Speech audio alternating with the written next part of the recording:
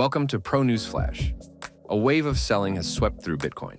Let's dive into the latest events. They say that when uncertainty is at its peak, revert to established models. In the autumn, Bitcoin's ties to traditional assets, including indices, the dollar, and gold, were severed. Investors returned to the good old pattern of four-year cycles tied to halving.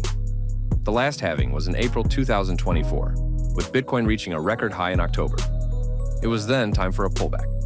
In previous cycles, they exceeded 50%. To avoid losing money, holders decided to act preemptively. According to CryptoQuant, crypto whales have dumped 815,000 coins over the past month. This is the most serious sell-off since the beginning of 2024.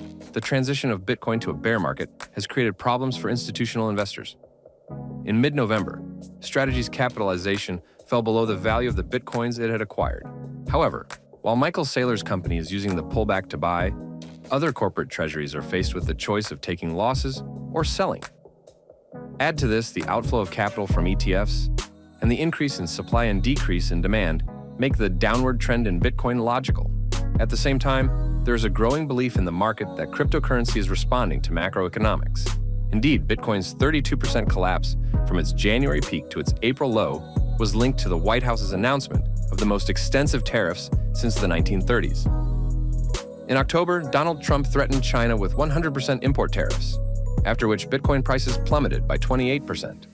Tariffs carry inflation risks and prevent the Fed from lowering rates, worsening global risk appetite.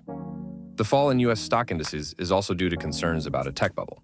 Their fundamental valuations have long been considered overpriced. However, investors turned a blind eye to this, hoping for a softening of policy. Disappointment has led to a sell-off of riskier assets, and Bitcoin has not been spared. Stay with Pro News for more updates on events in the financial markets.